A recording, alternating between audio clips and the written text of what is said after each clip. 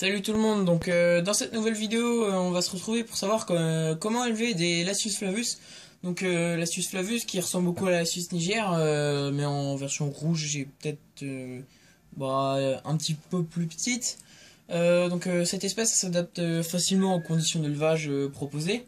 Donc la taille, donc la reine c'est 8 à 9 mm et les ouvrières c'est 3 à 5 mm. Donc il n'y a pas de major ni de soldat, comme dans la plupart des colonies de Lasius. Donc l'humidité, donc elle est moyenne, on va dire, parce que c'est 75% de la surface du nid que je vous conseille. Donc après la nourriture, donc cette espèce elle mange à peu près tout, donc elle est omnivore, elle mange aussi des graines, des liquides sucrés, donc du miel artificiel. Donc si vous savez pas faire de miel artificiel, j'ai fait une vidéo dessus.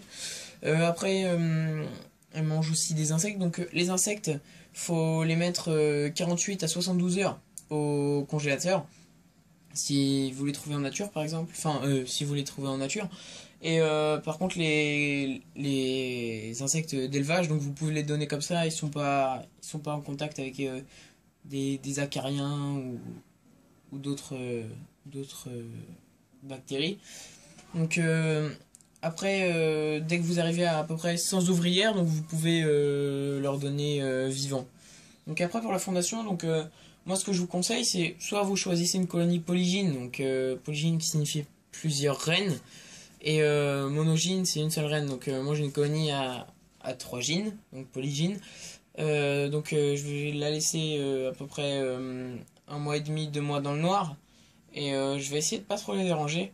Donc après, en fait, ce que je vous conseille de faire, donc, je vous conseille d'aller regarder ma vidéo pour savoir comment faire un tube à essai. Donc, voilà.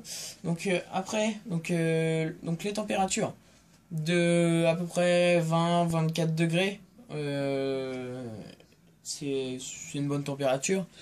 Donc, faut pas les mettre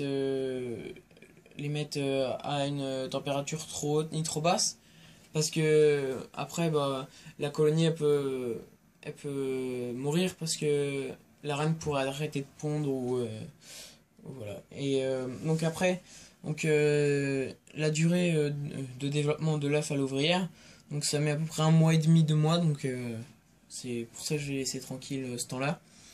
Et donc après la diapose, donc si vous mettez 3 mois comme la Lasius niger, en fait c'est ce qu'il faut faire, mais la plupart des gens mettent 1 mois et demi. Donc moi je préfère laisser vraiment 3 mois pour qu'elle soit vraiment comme dans la nature. Et donc après vous les sortez, et puis la colonie va reprendre ses habitudes. Et pendant la diapose, donc la température elle doit être entre 8 et 12. Donc